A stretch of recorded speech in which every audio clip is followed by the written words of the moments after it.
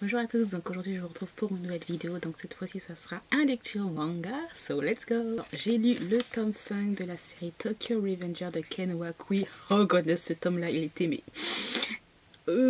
vraiment. J'ai le tome 6 qui est là, donc je vais le lire bientôt, mais je vais savourer quoi, attends-toi, parce que franchement j'aime beaucoup trop cette série. Tome 6, dans ce tome 5, excusez-moi, révélation sur... le comment le gang s'est formé en fait, etc. Qui a fondé en fait le gang. Et c'est vraiment intéressant parce qu'en fait il y a certaines personnes qui ont trahi d'autres, etc. Donc voilà, c'est vraiment trop bien. Là il y avait vraiment un petit suspense et tout. Enfin, franchement j'ai trop aimé. Je sais pas ce que vous attendez hein, pour lire cette série qui est juste excellente.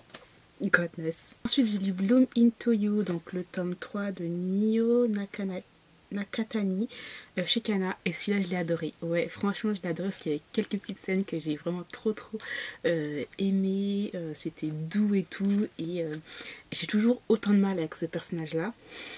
Je commence à la comprendre petit à petit.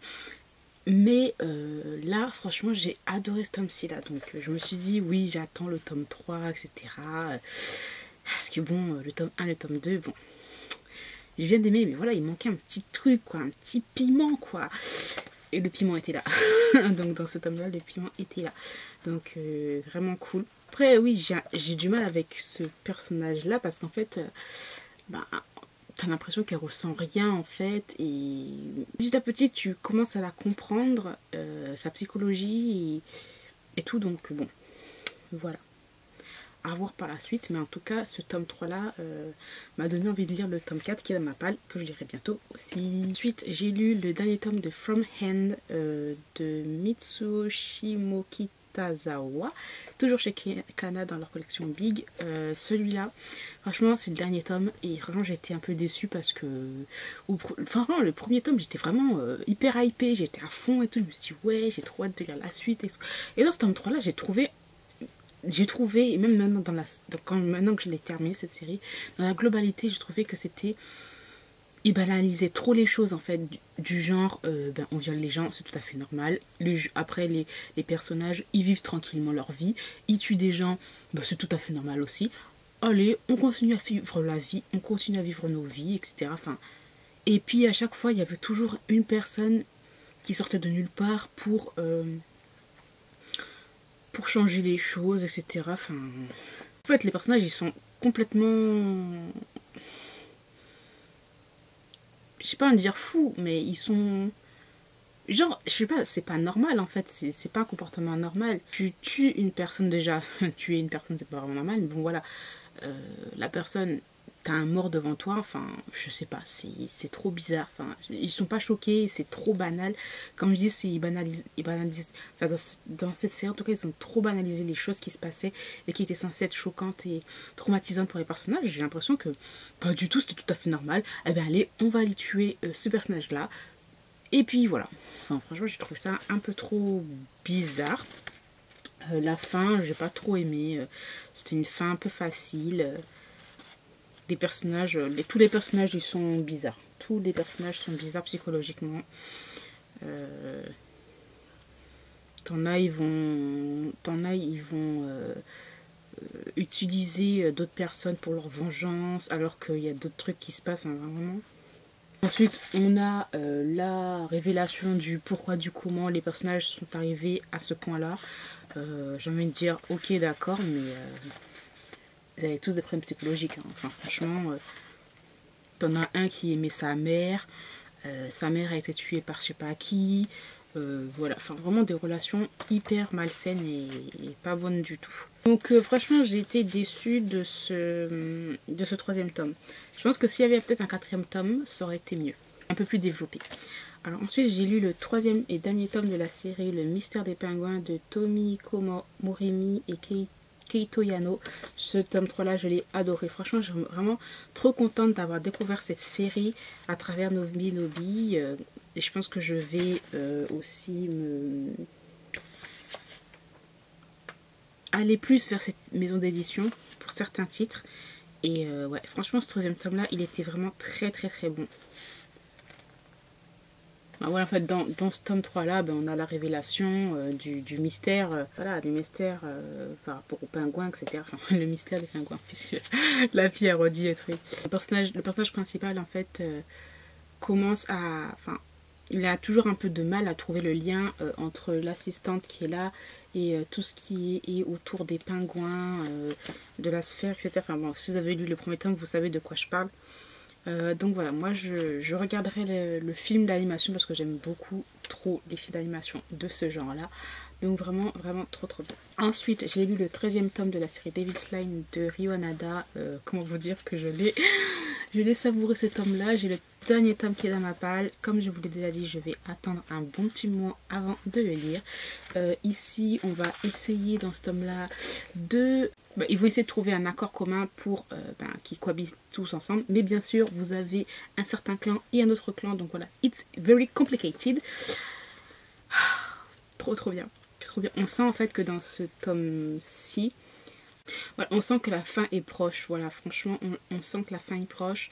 On sent que il y a vraiment des choses qui vont se passer, qui vont beaucoup changer par la suite. Donc c'est pour ça que je retarde la lecture du tome 14 parce que, oh my god, je fangirl trop sur cette série et tout. Enfin, j'aime trop. Ensuite, j'ai lu le tome 9 et le dernier tome de la série Au-delà de la force de Fumier Akuta. Donc ce tome 9 là, j'ai été un tout petit peu déçue de la fin. Voilà, parce que je trouvais que c'était une fin un peu simple par rapport voilà, au fait que bon, on a passé 9 tomes avec ces personnages là et que bon, ça s'amène comme ça, j'étais en mode 1. Voilà. Et voilà, sinon c'était quand même pas mal niveau en fait... niveau art, peinture, choix, décision entre ce que tu veux vraiment faire et ce que les autres attendent de toi, etc. Donc franchement c'était pas mal comme série en général. Je la garderai hein, dans ma petite mangathèque. Les dessins sont très jolis. Mais voilà, par contre, ce tome-ci, il était un tout petit peu décevant. Je m'attendais à plus. Clairement. Ensuite, j'ai lu Shibuya Hell de Hiroumi Aoi. Donc ça, il va sortir en avril, le 1er avril. Comment vous dire que c'est un tome complètement what the fuck. Donc c'est un seinen du style horror survival. Et j'ai rien compris en fait. Voilà, si vous aimez les trucs what the fuck, c'est pour vous. Mais sinon, moi j'ai rien compris dans le sens où en fait on arrive... on suit un personnage, comment il s'appelle, je sais pas, bon c'est un lycéen, voilà, et qui va à Shibuya, et là, on comprend pas, on voit des poissons qui arrivent, des gros poissons, qui sortent de nulle part, et en fait qui tuent les gens, voilà, on sait pas d'où ils sortent, pourquoi ils font ça, au fur et à mesure de l'histoire, on comprend qu'en fait ils sont comme si... le Shibuya en fait était mis dans un bocal, mais qui a mis ce bocal là, enfin c'est une sorte de, comme si c'était une sorte de barrière en fait, de mur, et en fait c'est en forme de bocal, et vous avez des poissons, et les poissons tuent les gens, enfin j'étais en mode ouais, mais je comprenais pas en fait la logique du tome en fait, on comprend pas ce qui se passe, clairement pourquoi à Shibuya, dans ce quartier là, pourquoi les poissons sont déjà géants, c'est genre l'attaque des titans, you know. Pourquoi ils attaquent les humains. Voilà.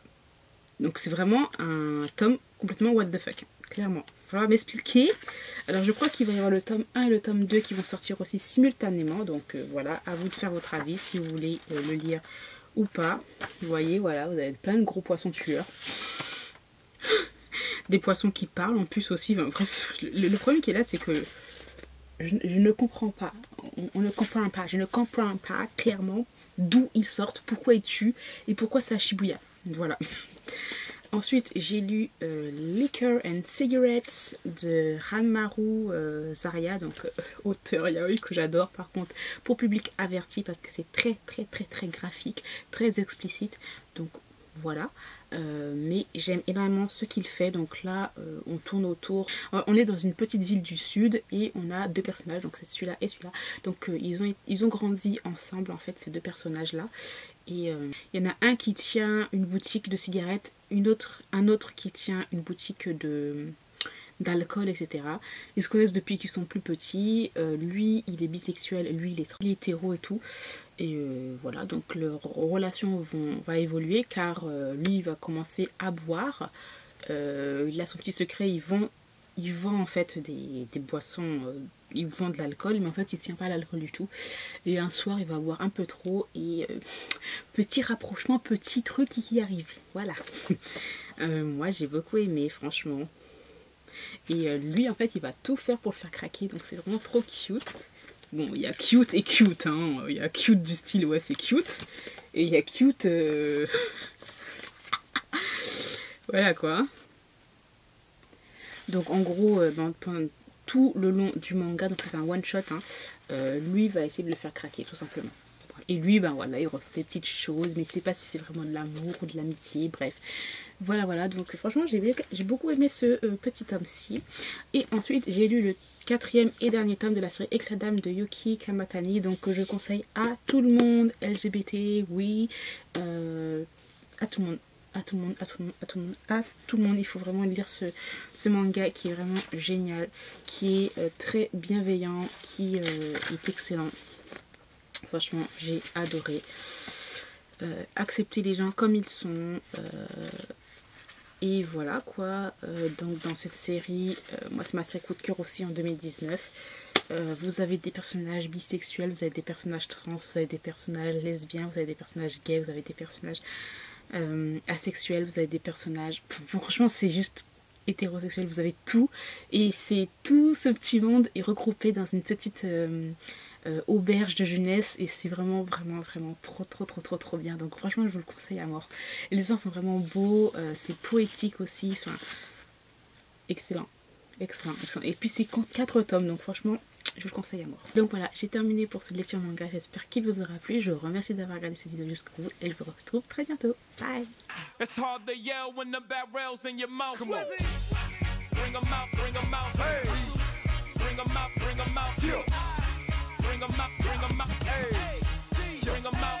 VIP, coming live from the VIP.